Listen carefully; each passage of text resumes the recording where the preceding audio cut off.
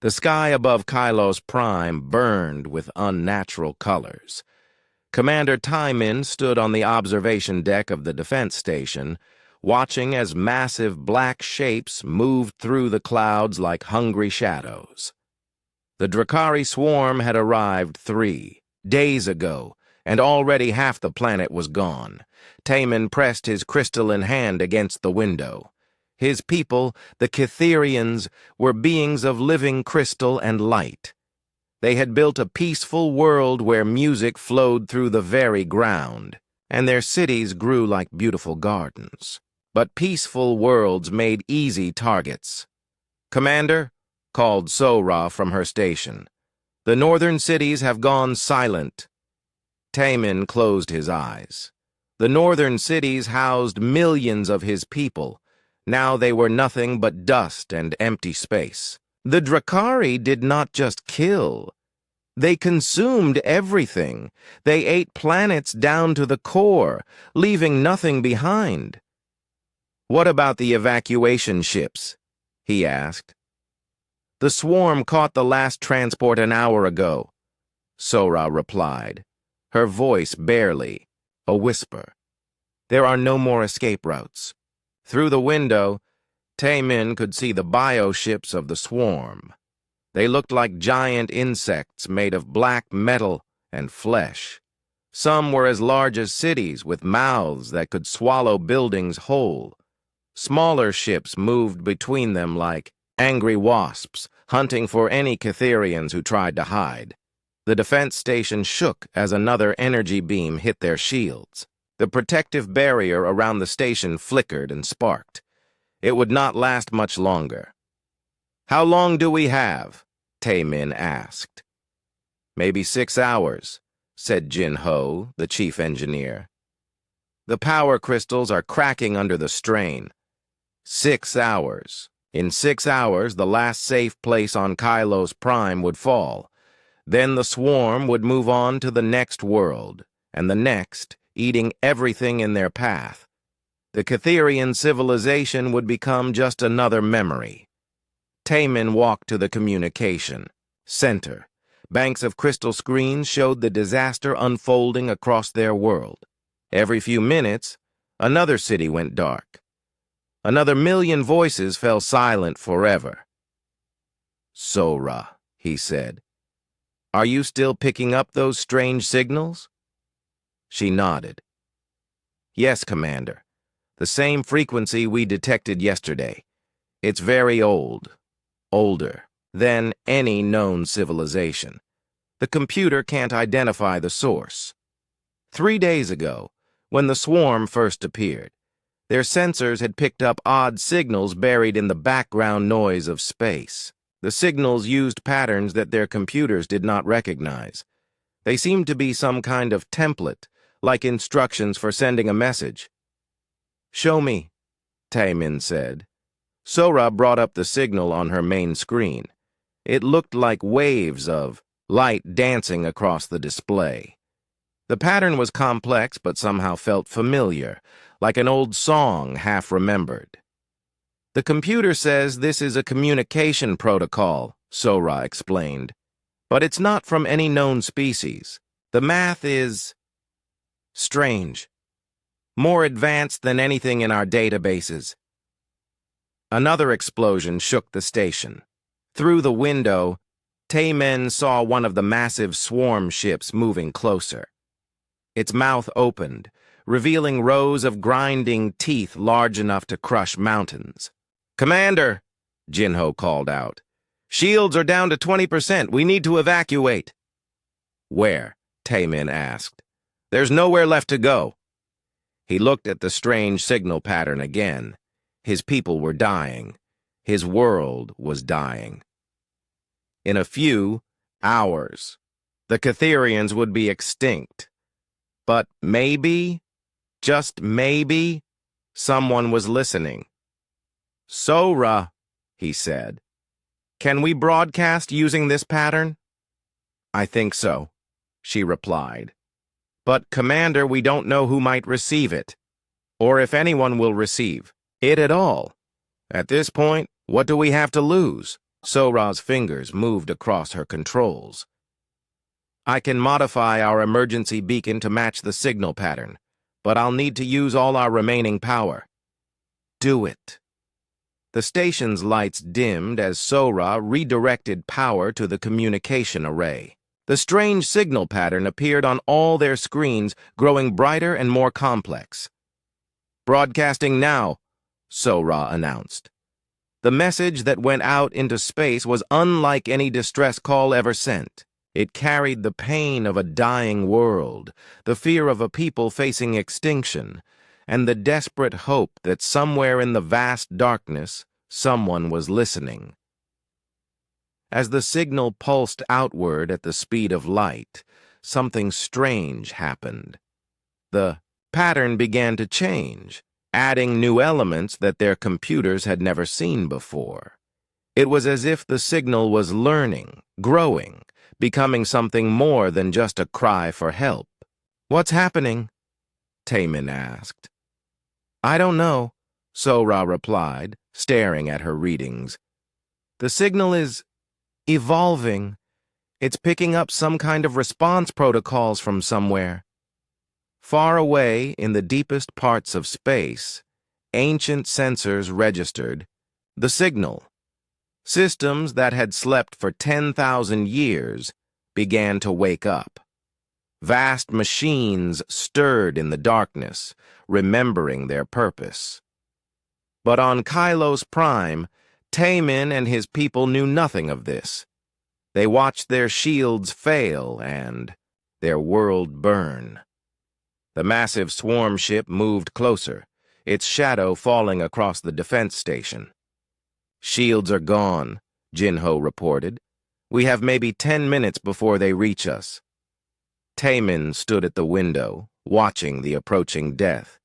His people had built a civilization based on harmony and peace. They had never hurt anyone, never threatened anyone. But in a galaxy full of predators, being peaceful was not enough. "Sora," he said quietly, "keep broadcasting. Use every frequency we have. If someone is out there, if someone is listening, they need to know what's happening here." The signal continued to pulse outward, carrying with it the story of the Catherians. It told of their beautiful crystal cities, their music that could make flowers bloom, their children who laughed like wind chimes in the breeze. It told of a people who had found peace only to have it torn away by creatures that knew only hunger. The swarm ship opened its mouth wider. Taemin could see the grinding machinery inside, the biomechanical systems that would process his world into fuel for the swarm's endless journey. In minutes, everything his people had built would be gone. But the signal kept traveling, racing, through space faster than the swarm could move. It carried with it activation codes that had not been used for millennia, passwords that unlocked systems thought lost forever. "Commander," Sora said, her voice filled with wonder. "I'm getting a response." "What?" "The signal. Something answered it. There's a transmission coming back, but it's not like anything I've ever seen." On her screen, new patterns appeared. They were beautiful and terrifying at the same time, like the mathematical language of gods. The signal that came back was older than stars, carrying within it the promise of protection and the weight of ancient duty. "Who is it?" Taemin whispered. "I don't know," Sora replied. "But they're coming." The swarm ship was almost close enough to touch the station now. Its breath was like acid, melting the outer hull. But somewhere in the darkness between stars, something was moving. Something vast and patient, and very, very angry. Taemin placed his hand on Sora's shoulder. "Whatever happens next," he said, "we gave them our song. Someone will remember us." The signal pulsed one last time, carrying with it the final notes of Catherian civilization. Then the swarm ship reached out with its massive claws, ready to tear the station apart. But in the deepest space, the ancient guardians were awakening. The Turbi call had been heard. The promise would be kept. Help was coming. In the darkest part of space, where no stars shone and no planets turned, something that had slept for 10,000 years began to wake up. HFY felt consciousness return slowly, like swimming up from the bottom of a deep ocean. For a moment, she could not remember who she was or where she was. Then the memories came flooding back, and with them, the purpose that had kept her alive through the long darkness. She was Guardian Station Alpha 7, but she was also HFY. Once, long ago, she had been human. She had volunteered to merge with the great station, to become its mind and soul, so that humanity's mission could continue even after humanity itself was gone. Her body was vast, a fortress disguised as a dead asteroid floating in the empty space between galaxies. For 10 millennia she had drifted here, waiting for the signal that would wake her from her dreams. The signal had come. HFY's sensors came online one by one. She felt her weapon systems stirring, her engines warming up, her manufacturing, plants beginning their ancient cycles. Deep in her core, the fusion reactors that powered her began to burn brighter. But it was not just her. Across the Terran exclusion zone, other Guardians were waking up. Do-hyun felt his destroyer's hull vibrate as its systems came alive. The ship Retribution was smaller than HFY's station, but faster and deadlier. He had been a soldier once, before he became the ship. Now he was both warrior and weapon, ready to fight battles that no human could survive. Boram stretched her awareness through the stealth frigate Whisper. Her ship was like a ghost, able to move unseen through enemy fleets.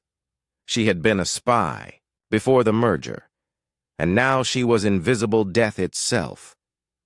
Hyunwoo commanded the factory ship Genesis, a massive vessel that could build entire fleets while traveling through space. He had been an engineer, and his love of creating things had made the merger natural. Where others brought destruction, he brought the tools to rebuild. One by one, the Guardians connected to each other through quantum communication links. Their voices joined in a chorus that spanned light years, sharing data and memories at the speed of thought. Status report, HFY transmitted. Retribution operational, Do-hyun replied. All weapon systems green, ready for combat. Whisper functional, Boram added. Stealth systems optimal, reconnaissance capabilities active. Genesis running smoothly, Hyunwoo reported. Production facilities online. I can begin manufacturing support units immediately. Across the zone, dozens of other voices joined the network. Guardian ships of every size and purpose, from massive dreadnoughts to tiny scout vessels. Each one carried within it the consciousness of a human who had chosen to become something more. Show me the signal, HFY requested. The data flowed through their shared network.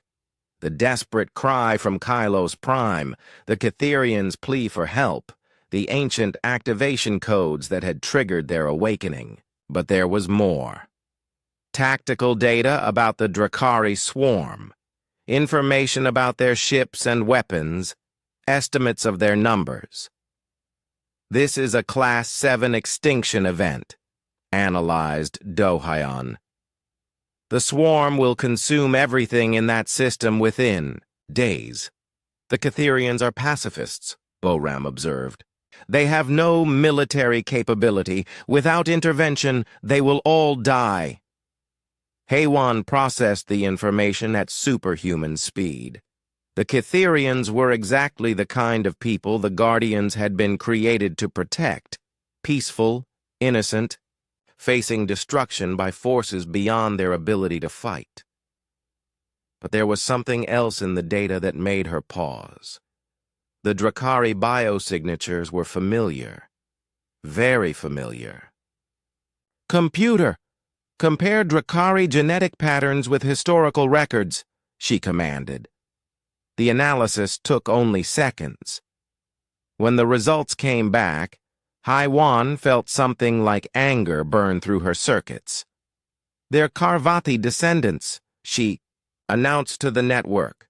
Silence fell across the Guardian fleet. The Karvathi had been one of the 5 species that united to destroy humanity. They had been brutal, aggressive, and completely without mercy. Apparently, they had evolved into something even worse. How many of the original 5 races still exist? Do-hyun asked. HFY scanned the galactic databases. All of them, in one form or another. The Zarathi became the Federation. The Morlan became an empire. The Karvathi became the Swarm. The others changed their names but kept their nature. "Then this is more than a rescue mission," Borum said quietly. "This is the completion of an old war." HFY considered this. 10,000 years ago, humanity had been betrayed and defeated by these 5 races. But humanity had prepared for this day. They had created the Guardians to continue their mission of protecting the innocent, even after they were gone. "No," she decided. "We are not here for revenge. We are here because innocent people are dying. That is what matters." But even as she said it, she began plotting courses to the Cytherian system. The Guardian fleet would move as one, crossing the galaxy at speeds that would have amazed their creators. They would arrive in time to save the Cytherians. And perhaps, after 10,000 years, the galaxy would remember what it meant to face humanity's children. "All units, prepare for jump," HFY commanded. "We go to honor the old promise." "What promise?" asked a young Guardian consciousness that had awakened for the first time. "That no innocent life will be extinguished while we still exist," HFY replied. "It was humanity's promise to the galaxy. Now it is ours." The Guardian ships began to move. Engines that had been cold for millennia roared to life. Weapons that had never been fired charged with deadly energy. Manufacturing systems that could build armies activated for the first time in 10,000 years. As they prepared to enter hyperspace, HFY sent a message ahead of them. It traveled faster than light, racing toward the Cytherian system on quantum frequencies that only the most advanced civilizations could detect. The message was simple: help is coming. But to those who knew how to read the deeper patterns, it carried a warning that made governments across the galaxy tremble.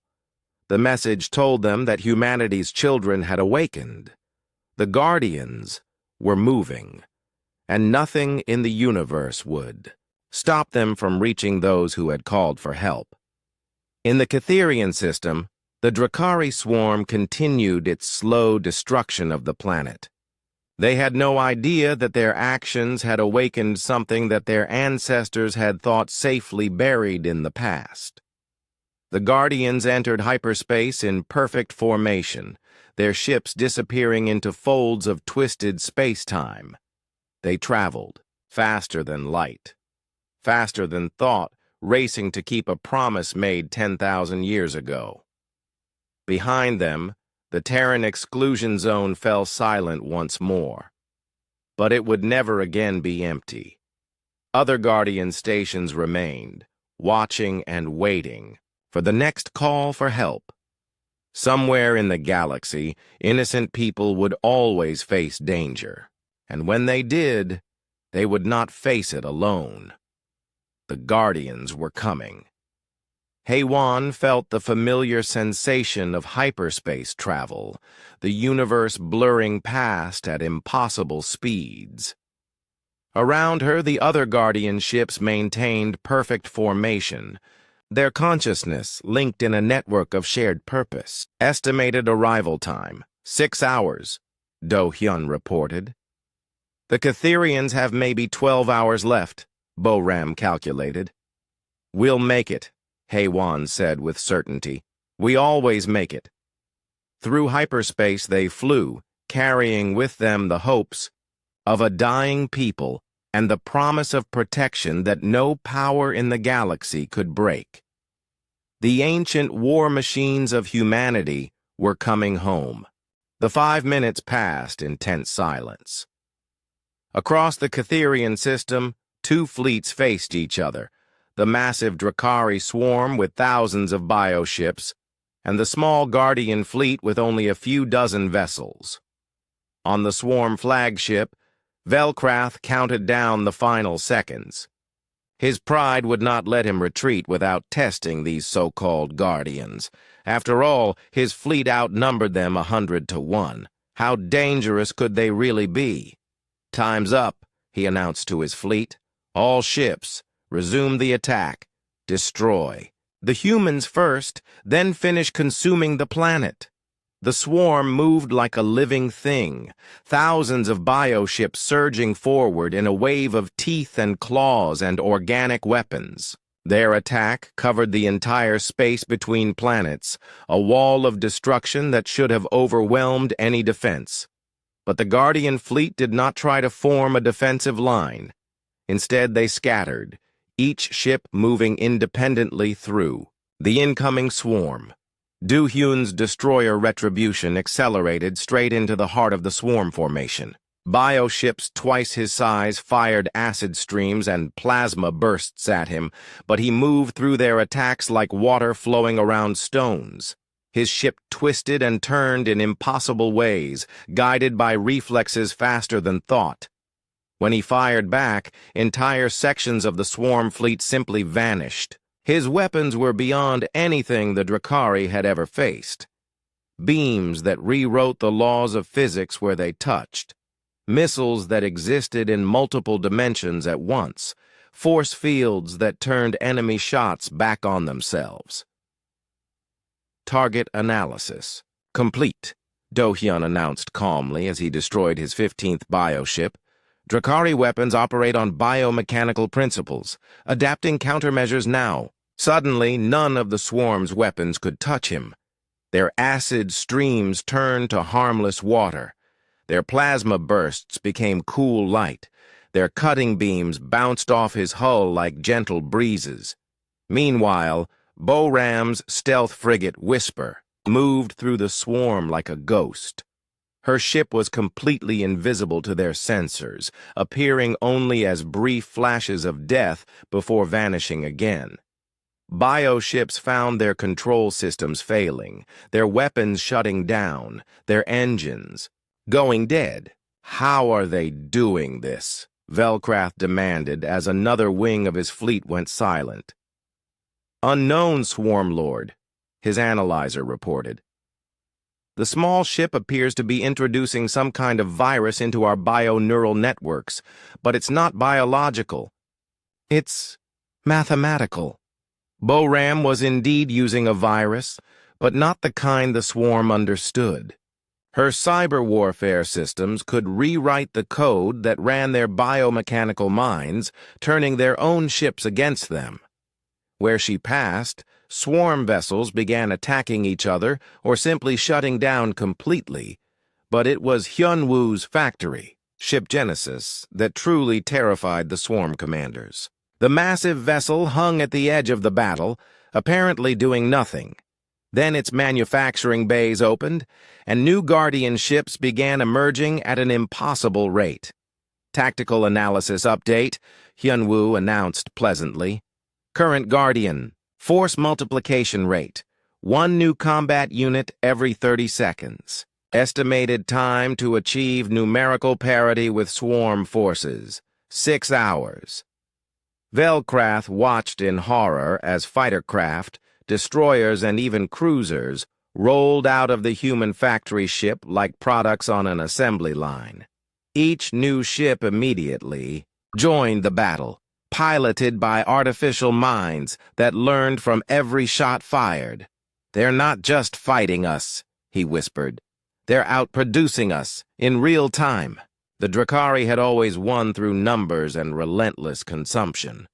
But here was an enemy that could create new ships faster than they could destroy them.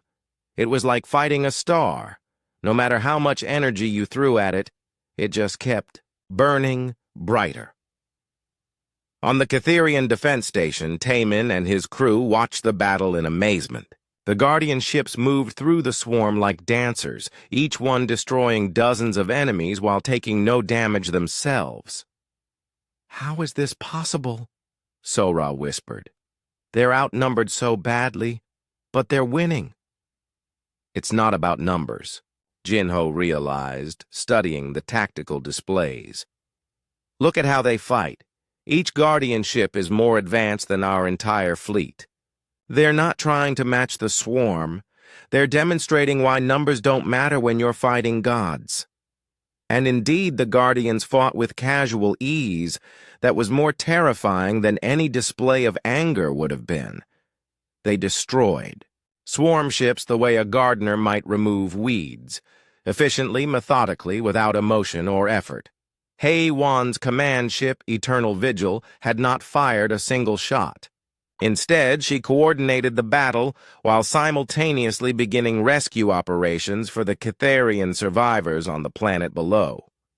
Her medical bays came online, her transport systems activated, her fabrication units began producing supplies and equipment. "Catherian Defense Command," she transmitted to Taemin. "We are beginning immediate humanitarian aid operations. Our medical facilities can handle any number of casualties. Our fabrication systems are producing food, shelter, and medical supplies." "But the battle," Taemin started. "Will be over shortly," HFY replied calmly. "Do-hyun, status report." "Swarm combat effectiveness down 60%. Do-hyun responded, while casually destroying 3 more bioships. "Their weapons have adapted about as much as they can. They can't hurt us anymore." "Bo-Ram?" "Cyber warfare operations proceeding smoothly," Bo-Ram reported. "Approximately 40% of their fleet is now under our control or disabled. The rest are starting to panic." "Hyunwoo?" "Production rate holding steady," Hyunwoo said cheerfully. "I now have more ships in space than when we started. Would you like me to build something special for the finale?" HFY considered this. The swarm was clearly beaten, but they hadn't surrendered yet. Perhaps they needed a more dramatic demonstration. "Build a dreadnought," she decided. "Something impressive." With pleasure. Genesis began to reconfigure itself, its manufacturing bays expanding and combining. Massive construction arms unfolded from its hull, and streams of raw matter flowed into assembly matrices. In mere minutes, a new Guardian dreadnought began taking shape, a vessel that dwarfed even HFY's command ship. The sight of an entire capital ship being built during the middle of a battle finally broke the swarm's morale. Ship after ship began trying to flee, only to find that Bo-Ram had disabled their engines. They were trapped in a system with enemies who could build fleets faster than they could think. "Swarm Lord," his analyzer said quietly, "I recommend immediate surrender. We cannot win this battle." Velkrath stared at his tactical display. 3/4 of his fleet was destroyed, disabled, or turned against him. The humans were building new ships faster than he could count them. And worst of all, they were doing it all without seeming to even try very hard. "All ships," he transmitted on emergency frequencies. "Cease fire. Cease fire immediately. Swarm Lord Velkrath requests negotiation with the Guardian commanders." The battle stopped as suddenly as it had begun. Guardian ships froze in place, their weapons still charged but no longer firing. The handful of remaining swarm vessels drifted helplessly in space, completely at the mercy of their enemies. Negotiation? Haywan's voice carried across all frequencies. You came here to commit genocide, Swarm Lord. You tried to exterminate an entire peaceful civilization. What possible negotiation could there be? Velcrath's voice shook as he replied. We surrender. Unconditionally. We withdraw all claims to this system. We will leave immediately and never return. And the other worlds you've consumed? Do-Hyun asked coldly. The billions of innocent lives you've destroyed? What negotiation covers those crimes? Silence stretched across space. The Swarm Lord had no answer for the dead. Here is our negotiation, Haywan announced finally. You will transmit the locations of every world you have attacked in the past 10 years. You will provide aid and reparations to any survivors you find, and you will submit to guardian oversight of your activities from this day forward. And if we refuse? Velcrath asked weakly. The newly built Guardian Dreadnought powered up its main weapons. The energy readings from its guns made every sensor in the system scream warnings. Then we will demonstrate why our creators were never truly defeated, Haywan replied. Only betrayed. Velcrath looked at his shattered fleet, at the Guardian ships that surrounded him, at the dreadnought that could crack planets with its weapons. He thought of the old stories his ancestors had told about the human wars, and understood finally why they had needed 5 entire empires to bring humanity down. We accept your terms, he whispered. The demonstration was over. The galaxy was about to remember what it meant to face humanity's children, and in the medical bays of the Guardian ships, Catherian survivors were already being healed with technology. That seemed like magic. The Guardians had come home, and they had kept their promise. News of the Guardian victory at Kylos Prime spread across the galaxy faster than light could travel. Quantum communication networks that had been silent for centuries suddenly came alive with panicked transmissions as governments realized what had happened. On the capital world of the Zarathi Federation, Supreme Commander Naltera stood before a wall of displays showing the tactical recordings from the Catherian system. She watched the Guardian ships tear through the Drakari swarm with sick fascination.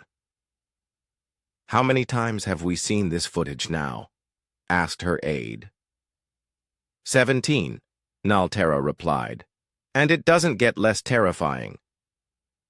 The Zarathi had been one of the 5 species that destroyed humanity 10,000 years ago. Their descendants had formed the Federation, a collection of military-controlled worlds that dominated a quarter of the galaxy. They prided themselves on having the most advanced fleet in known space. But the Guardian ships made their dreadnoughts look like toys. "Send the recall order," Naltera commanded. "All fleet elements return to Federation space immediately, maximum alert status, and activate the deep bunkers on the core worlds." "Commander, surely they won't attack us without provocation." "They are the provocation," Naltera snapped. "Don't you understand? Those ships belong to humanity's children. We killed their parents. Do you think they've forgotten?" Similar scenes played out across dozens of worlds. The Morlan Empire, descendants of another hegemony species, began frantically building new fortress worlds. Their emperor, Dalmor XVI, had accessed the deepest archives and found the truth about humanity's war. "My ancestors lied," he told his war council. "They said humanity was defeated, but humanity was never defeated, only betrayed. And now their children have returned." "What are your orders, Imperial Majesty?"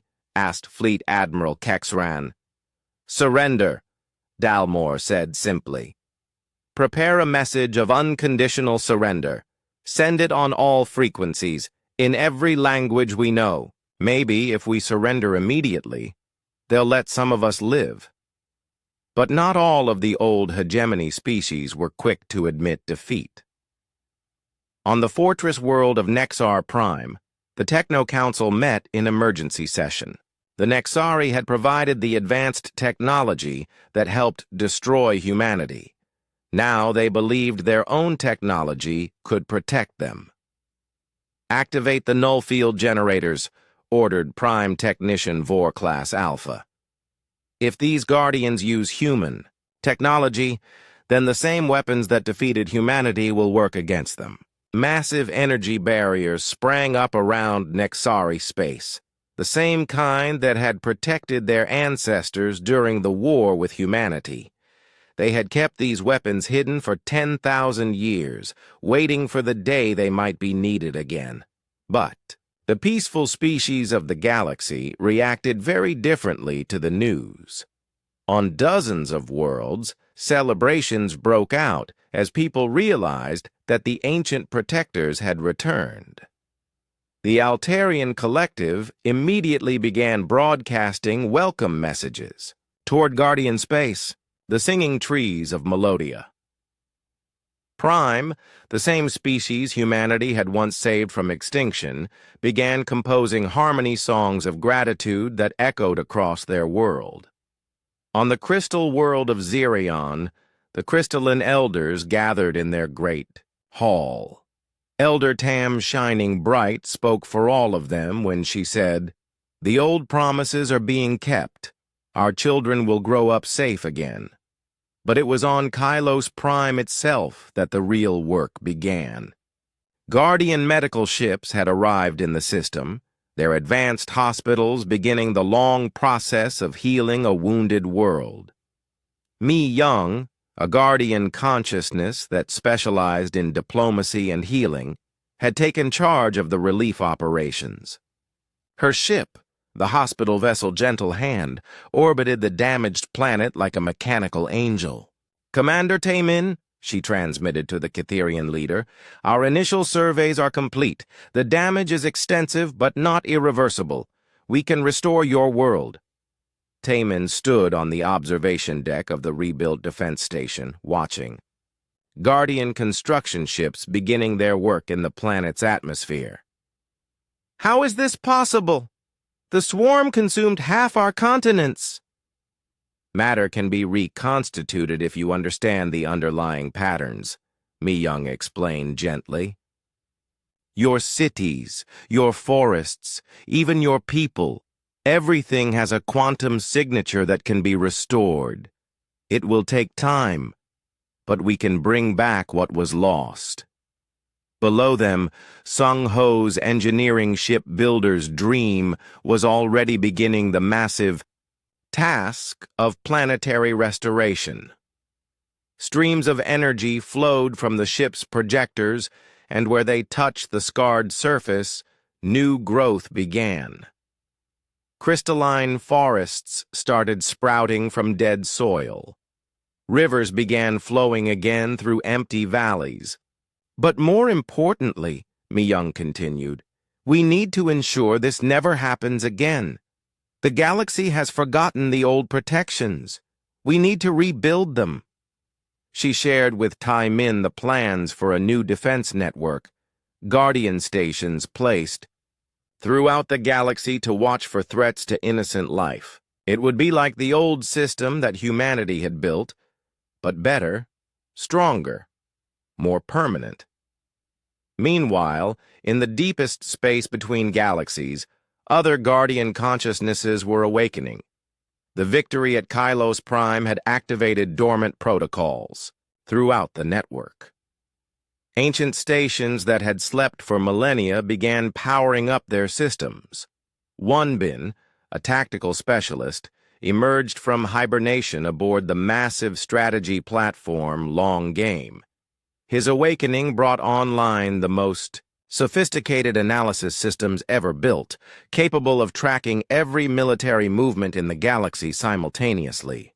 "Threat assessment beginning," he announced to the Guardian Network, analyzing current galactic political structure. His findings were disturbing. In the 10,000 years since humanity's fall, the galaxy had become a much more dangerous place. Aggressive species had multiplied unchecked. Genocide had become commonplace. Innocent civilizations lived in constant fear of extinction. The protection protocols failed, Wanbin reported. Without active Guardian intervention, the galaxy has become a hunting ground. But there was hope. Yunji, a science specialist aboard the research vessel Infinite Curiosity, had been analyzing the DNA samples taken from Drakari prisoners. Her discoveries could change everything. The swarm modifications are artificial, she announced. The base Karavathi genome shows clear signs of genetic manipulation. They were turned into monsters deliberately. By whom? Haywan asked. Unknown. But the modifications include behavioral controls, aggression enhancers, and pain inhibitors. The modern Drakari are victims as much as they are aggressors. This changed everything. The Guardians had been prepared to wage war against the descendants of their creator's enemies. But if those descendants were also victims, then the mission became rescue rather than revenge. Begin research into reversal procedures, Haywan ordered. If the Drakari can be healed, then they should be. The decision sent shockwaves through the Guardian network. Some consciousnesses argued for punishment rather than healing. The debate raged for hours across quantum communication links, until, finally, a vote was called. The result was overwhelming: healing over vengeance, protection over punishment. The Guardians would honor their creator's true mission, not the darker impulses that had led to humanity's downfall, but first, they had to deal with the Nexari and their null field defenses. All units, Haywan commanded. Course for Nexar Prime. Time to visit some old friends? The Guardian fleet began to move, their destination the heavily fortified heart of Nexari space. Behind them, Kylos Prime continued its miraculous recovery, with crystalline cities growing like flowers in fast forward. The reckoning had begun, but it would be a reckoning of mercy, not revenge. That was what made it truly terrifying to those who remembered the old wars. Across the galaxy, ancient powers trembled as humanity's children began their work. But for the first time in 10,000 years, the innocent had nothing to fear. The Guardians were home, and they had learned from their creator's mistakes. This time, they would not be betrayed. This time, they would not fail. This time, the promise would be kept forever. The Guardian fleet approached Nexari space like a storm moving across still water. But as they neared the borders of the Techno Council's territory, they encountered something unexpected. A barrier of twisted space that made their sensors scream. "Warnings! Null field detected," announced Wanbin from his strategy platform. "Massive energy distortion covering the entire Nexari system. It's identical to the weapons used against humanity in the original war." Haywan studied the readings, with interest rather than alarm. So they kept the old weapons? Interesting. The null fields had been the Nexari's greatest contribution to the war against humanity. Barriers that could disrupt human technology and make their ships vulnerable. They had been decisive in several key battles, turning the tide when human forces seemed unstoppable. But that was 10,000 years ago. The Guardians were not quite human anymore. "Do Hyun, take point," Haywan ordered. "Let's see how well their ancient weapons work against modern upgrades." The destroyer Retribution accelerated toward the energy barrier. As it hit the field, reality seemed to twist around the ship. Alarms sounded throughout the Guardian fleet as they watched their lead vessel disappear into a maze of distorted space. On Nexar Prime, the Techno Council watched their displays with satisfaction. "The Guardian ship has been trapped in null space," reported Technician Vor-class Beta. Same as the human ships were, they're helpless now. But their celebration was short-lived.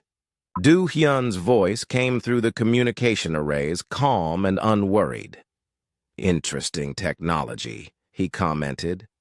"The field attempts to disrupt quantum cohesion by introducing random variables into space-time. Clever.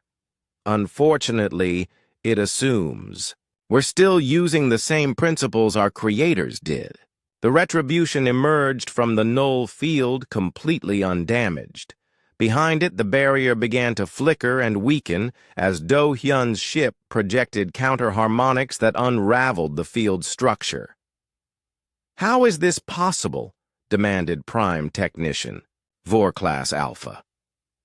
"The null fields are perfect. They cannot be defeated." "They could not be defeated by baseline human technology," Wanbin corrected, his voice reaching every receiver in Nexari space.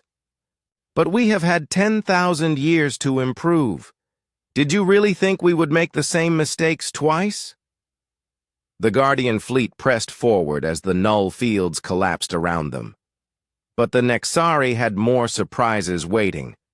From hidden bases, throughout their system, ancient warships began emerging, vessels that had been mothballed since the end of the human war. These ships were different from the biomechanical craft of the Drakari or the sleek vessels of the modern galaxy. They were brutal, functional weapons covered in armor and bristling with the same technology that had once broken human fleets. "Temporal weapons detected," reported Boram from her stealth frigate. "They're targeting our past instead of our present." Beams of twisted time lanced out from the Nexari fleet, attempting to erase the Guardian ships from history itself. It was the same tactic that had crippled humanity's final defense fleet, making their ships vanish as if they had never been built. But the Guardians were ready. Hyunwoo's factory ship Genesis began deploying temporal anchors, devices that locked the Guardian fleet into the present moment and made them impossible to erase. "Countermeasures active," he reported cheerfully. "They can't unmake us if we refuse to be unmade." The battle that followed was unlike anything the galaxy had seen in 10 millennia. The Nexari threw everything they had at the Guardian fleet. Weapons that could twist space, bend time, and rewrite the laws of physics. They had kept the most dangerous technology from the human war, waiting for this moment. But the Guardians fought back with techniques that made the old human tactics look primitive. Where the Nexari tried to disrupt space, the Guardians healed it. Where temporal weapons tried to erase them, quantum anchors held them in place. Where reality-bending attacks tried to unmake them, they simply rewrote reality back to their specifications. "Impossible," whispered Vor-class Alpha as he watched his finest weapons fail one by one. "How can they counter everything? We studied human technology for centuries. We know all their weaknesses." "You know humanity's weaknesses," Heywan replied, her voice reaching him across the battlefield. "But we are not human. We are what humanity became after learning from their mistakes." The truth was simple but devastating. Every failure in the war against the hegemony had taught the Guardians how to be better. Every weakness that had been exploited had been eliminated. Every weapon that had defeated humanity had been studied and countered. The Guardians were not just humanity's children. They were humanity's children raised on the stories of their parents' defeats. As the Nexari fleet was systematically dismantled, distress signals began flooding outward from their system. But the responses they received were not offers of help. "This is the Zarathi Federation," came one transmission. We are withdrawing all support. You're on your own. Moreland Empire here, said another. The Emperor has declared neutrality in this conflict. We will not intervene. One by one, the old allies abandoned the Nexari. They remembered too well what happened to civilizations that fought the Guardians' creators. They would not make the same mistake twice. But the real surprise came from the edge of the galaxy, where sensors detected massive energy signatures moving at impossible speeds. New contacts approaching, Wanbin announced. Multiple large vessels, unknown configuration. They're big, very big. The reinforcements that arrived were not ships, but mobile planets, massive Drakari swarm worlds that had been traveling through deep space for millennia. These were the main force that Swarm Empress Kixtha had promised, carrying with them the concentrated hatred of 10,000 years. The true swarm has arrived, Kixtha announced on all frequencies. We bring with us the bioweapons that consumed your creator's homeworld. We bring the hunger that devoured Earth itself. Haywan studied the sensor readings with professional interest. The swarm worlds were indeed massive, each one the size of a small moon, covered with weapons that could crack planets. There were dozens of them, carrying billions of Drakari warriors. Fascinating, she commented. They've preserved original Karavathi biotechnology. Some of these weapons haven't been seen for 10 millennia. Orders? Asked Do-hyun. Haywan considered the situation. The Nexari were beaten but not destroyed. The main Drakari force had arrived with weapons from the original war. And somewhere, in the deep archives of her memory, she could hear her creator's voices whispering warnings about the biomechanical viruses that had corrupted human technology. All ships, she commanded. Fighting withdrawal.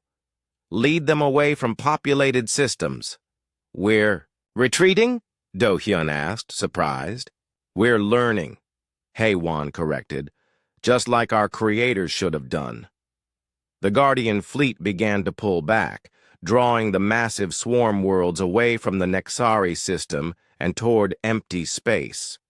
Behind them, Kixtha's forces followed, eagerly, believing they had found prey that could finally be caught. They had no idea they were being led into the greatest trap ever conceived. In the deep void between stars, something waited that the Swarm Empress could never have imagined.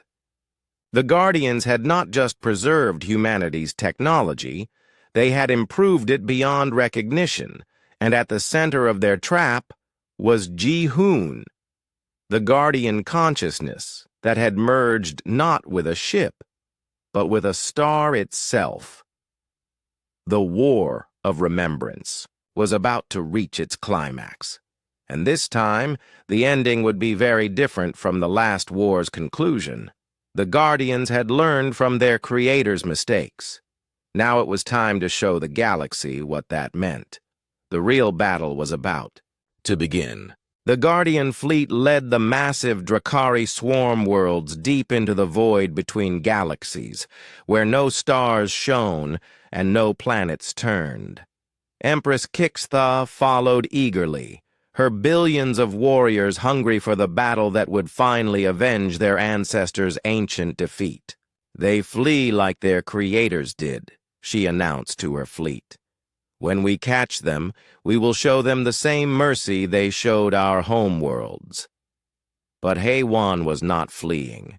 She was leading the swarm to a specific location, coordinates that had been burned into Guardian memory for 10,000 years. As they approached the empty system, her sensors detected what she had been searching for. Contact established, she announced to the Guardian network. Ji-hoon, are you ready? The response came not as words, but as a pulse of energy that made space itself sing. At the center of the seemingly empty system, what looked like a small star began to brighten, but this was no natural celestial body. "Hello, old friends," Ji-hoon's voice echoed across the void. "I've been waiting for you." Ji-hoon had been humanity's greatest stellar engineer, a man who could reshape suns and build new worlds from cosmic dust. When the Guardian Project began, he had volunteered for the most extreme merger of all, joining his consciousness not with a ship, but with an artificial star. For 10 millennia, he had waited in this hidden system, maintaining the massive stellar engineering project that was humanity's final gift to the galaxy. Now, as the Drakari swarm approached, he prepared to complete work that had begun before their ancestors were born. "What is that?" demanded Kixtha, as her sensors detected the impossible energy readings from the artificial star. "That, Heywan," replied calmly, "is what happens when you give a human 10,000 years to build something special." The star began to change. Its light shifted from white to gold to something beyond the visible spectrum. Harmonics that had never been heard in nature began to pulse outward at the speed of light, carrying with them patterns that touched the deepest levels of reality. The first swarm world to enter the harmonic field simply stopped. Its biomechanical systems went quiet. Its weapons powered down. Its warriors stood motionless in their organic corridors, their faces peaceful for the first time in their lives. "What's happening to my ships?" Kixtha screamed as the effect spread through her fleet. "We're healing them," Yunji announced from her research vessel. "The harmonics are designed to resonate with bio-neural networks. They're not destroying the artificial modifications in Drakari genetics. They're removing them." The truth was staggering. The star that Ji-hoon had become was not a weapon, but a cure. The harmonics it projected could reach into living DNA and undo the genetic manipulations that had turned the peaceful Karavathi into the ravenous Drakari swarm. "Impossible," Kixtha whispered as the change reached her own flagship. She felt the constant hunger that had driven her since birth begin to fade. The rage that had burned in her mind for decades grew quiet. For the first time in her life, she could think clearly. "My ancestors," she breathed, understanding flooding through her consciousness. "What did they do to us?" Memories that had been locked away by genetic programming began to surface. The Karvathi had not always been monsters. They had been explorers, scientists, artists. But during the war with humanity, their leaders had modified their own people, turning them into living weapons driven by artificial hunger and rage. "We were never monsters," Kixtha realized. "We were victims. Victims of our own leaders' desperation." The harmonic field continued to spread, washing over the entire swarm fleet. On every ship, in every biomechanical system, the artificial programming that had enslaved an entire species for 10,000 years began to dissolve. But the process was not without cost. Some of the older modifications had become too integrated to remove safely. Several swarm worlds suffered system failures, as their biomechanical components tried to adapt to their original programming. "Medical teams to all affected vessels," Mi Young announced, her hospital ship already moving to assist. "We can help with the transition. No one needs to suffer alone." What followed was the largest medical operation in galactic history. Gotten. Hospital ships worked alongside reformed Drakari vessels to help an entire species rediscover who they had been before the war. Genetic therapists labored to repair 10 millennia of damage. Counselors helped billions of warriors remember what it felt like to live without constant rage. Kixtha, her mind clear for the first time since childhood, made a decision that would reshape the galaxy. "All swarm vessels," she announced. "We surrender ourselves to Guardian custody. We need help." The war was over. But more than that, it had never really been a war at all. It had been a rescue operation on a galactic scale. In the weeks that followed, representatives from across the galaxy gathered in the restored Cytherian system. The peaceful species came to thank their saviors. The aggressive species came to negotiate their survival. And in the middle of it all, Taemin found himself chosen as the first leader of something unprecedented. "The Galactic Covenant of Free Worlds," he announced to the assembled delegates. "A federation based on the principle that every species has the right to exist, to grow, and to choose its own path." The Covenant's charter was simple, but revolutionary. Member worlds would be protected from aggression. Peaceful development would be encouraged. Scientific knowledge would be shared freely, and Guardian vessels would patrol the spaceways to ensure that genocide never again threatened innocent life. Not every species joined immediately. The Nexari withdrew to their core worlds, bitter about their defeat. Some of the smaller aggressive species chose exile rather than reform. But for the first time in 10,000 years, the peaceful species outnumbered the warlike ones. The Guardians could have ruled this new galaxy as kings. Their technology was supreme, their weapons unmatched, their knowledge vast. But they chose a different path. "We are not here to rule," Haywan announced at the Covenant's founding ceremony. "We are here to protect, to teach, to ensure that the mistakes of the past are never repeated." Guardian ships took up positions throughout the galaxy, but not as conquerors. They became mobile universities, sharing 10 millennia of accumulated knowledge with any species willing to learn. They became hospitals, healing the wounds left by centuries of warfare.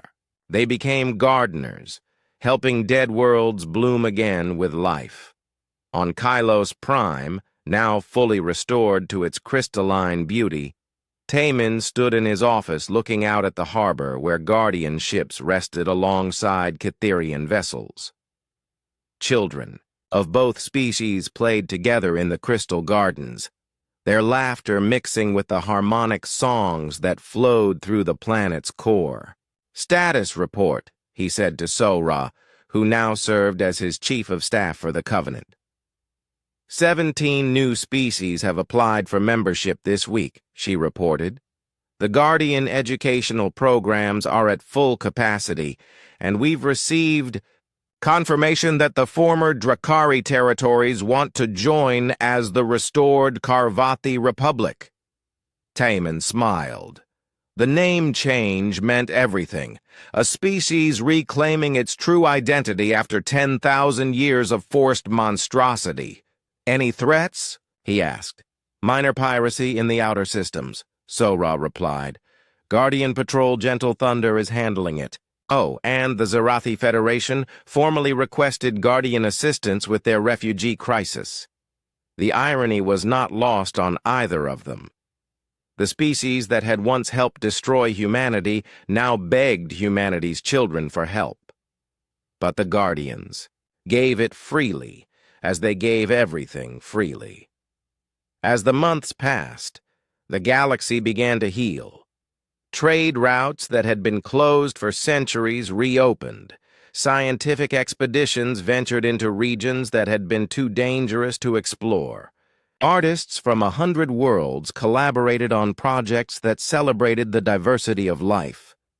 In the deep archives of the Guardian fleet, the consciousness of humanity's greatest leaders watched their children's work with pride that transcended their digital existence.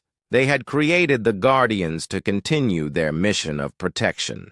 Instead, their children had surpassed them, creating something their creators had never imagined, a truly peaceful galaxy. The final entry in HFY's personal log captured the moment perfectly. Today I received a transmission from the Galactic Edge, another SOS from an unknown species facing extinction.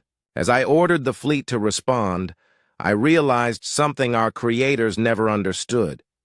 They tried to save the galaxy by fighting its darkness.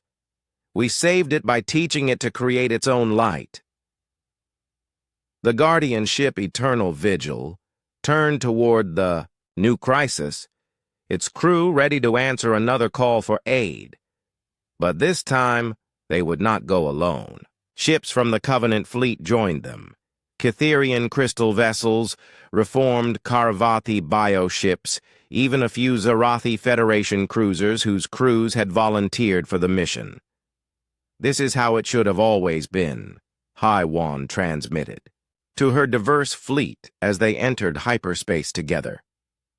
Not one species protecting the galaxy alone, but all species protecting each other. Behind them, in the growing light of the Covenant worlds, children who, the Guardian fleet approached Nexari space like a storm moving across still water.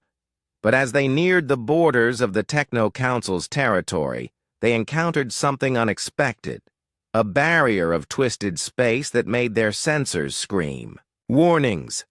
Null field detected, announced Wanbin from his strategy platform. Massive energy distortion covering the entire Nexari system. It's identical to the weapons used against humanity in the original war. HFY studied the readings, with interest rather than alarm. So they kept the old weapons. Interesting. The null fields had been the Nexari's greatest contribution to the war against humanity, barriers that could disrupt human technology and make their ships vulnerable. They had been decisive in several key battles, turning the tide when human forces seemed unstoppable. But that was 10,000 years ago. The Guardians were not quite human anymore. Do-hyun, take point, HFY ordered. Let's see how well their ancient weapons work against modern upgrades. The destroyer Retribution accelerated toward the energy barrier. As it hit the field, reality seemed to twist around the ship. Alarms sounded throughout the Guardian fleet as they watched their lead vessel disappear into a maze of distorted space. On Nexar Prime, the Techno Council watched their displays with satisfaction. The Guardian ship has been trapped in null space, reported Technician Vor-class Beta. Same as the human ships were. They're helpless now. But their celebration was short-lived. Do-hyun's voice came through the communication arrays, calm and unworried. Interesting technology, he commented. The field attempts to disrupt quantum cohesion by introducing random variables into space-time. Clever. Unfortunately, it assumes we're still using the same principles our creators did. The Retribution emerged from the null field completely undamaged.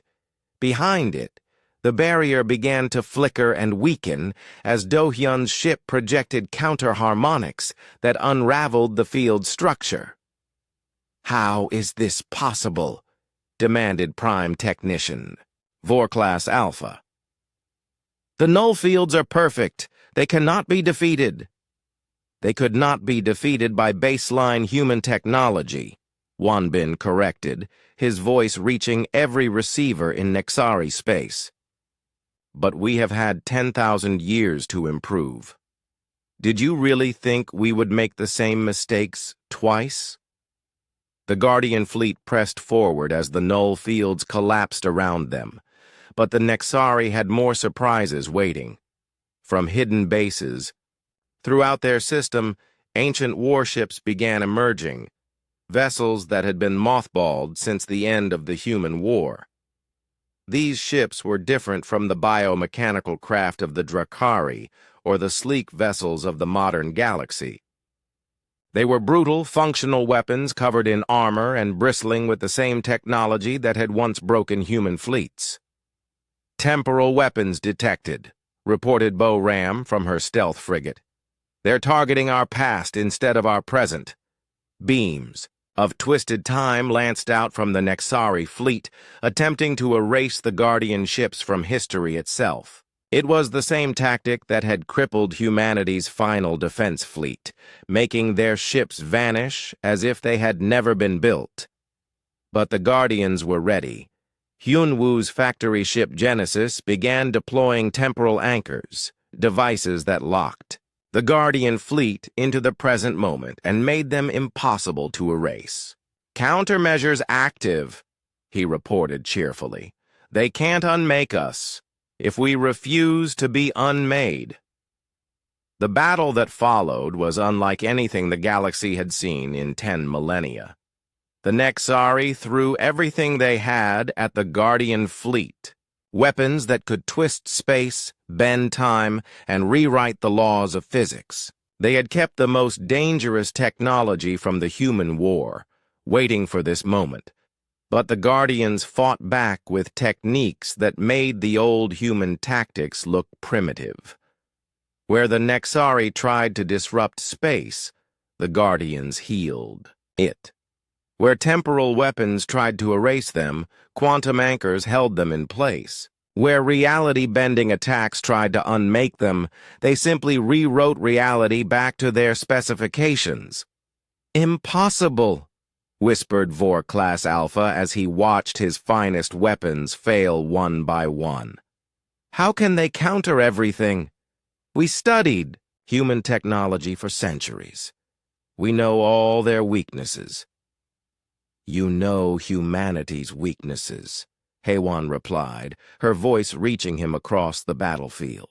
"But we are not human. We are what humanity became after learning from their mistakes." The truth was simple, but devastating. Every failure in the war against the hegemony had taught the Guardians how to be better. Every weakness that had been exploited had been eliminated. Every weapon that had defeated humanity had been studied and countered. The Guardians were not just humanity's children. They were humanity's children raised on the stories of their parents' defeats. As the Nexari fleet was systematically dismantled, distress signals began flooding outward from their system, but the responses they received were not offers of help. "This is the Zarathi Federation," came one transmission. "We are withdrawing all support. You're on your own." "Morlan Empire here," said another. "The Emperor has declared neutrality in this conflict. We will not intervene." One by one, the old allies abandoned the Nexari. They remembered too well what happened to civilizations that fought the Guardians' creators. They would not make the same mistake twice.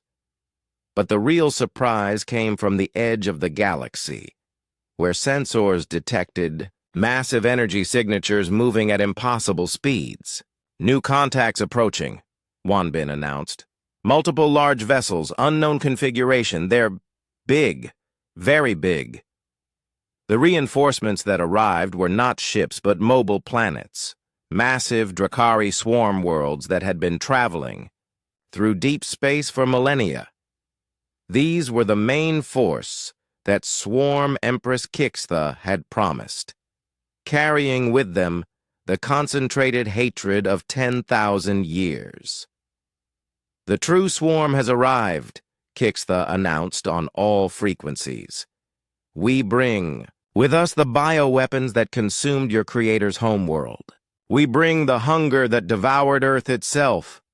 Haywan studied the sensor readings with professional interest. The swarm worlds were indeed massive, each one the size of a small moon covered with weapons that could crack planets. There were dozens of them, carrying billions of Drakari warriors. "Fascinating," she commented. They've preserved original Karvathi biotechnology. Some of these weapons haven't been seen for 10 millennia. Orders? Asked Do-hyun. Haewon considered the situation. The Nexari were beaten but not destroyed. The main Drakari force had arrived with weapons from the original war. And somewhere, in the deep archives of her memory, she could hear her creators' voices whispering warnings about the biomechanical viruses that had corrupted human technology. All ships, she commanded, fighting withdrawal. Lead them away from populated systems. We're retreating? Do-hyun asked, surprised. We're learning, Haewon corrected. Just like our creators should have done. The Guardian fleet began to pull back, drawing the massive swarm worlds away from the Nexari system and toward empty space. Behind them, Kixtha's forces followed, eagerly, believing they had found prey that could finally be caught. They had no idea they were being led into the greatest trap ever conceived. In the deep void between stars, something waited that the Swarm Empress could never have imagined. The Guardians had not just preserved humanity's technology, they had improved it beyond recognition, and at the center of their trap was Ji-hoon, the Guardian consciousness that had merged not with a ship, but with a star itself. The War of Remembrance was about to reach its climax, and this time, the ending would be very different from the last war's conclusion. The Guardians had learned from their creators' mistakes. Now it was time to show the galaxy what that meant. The real battle was about to begin.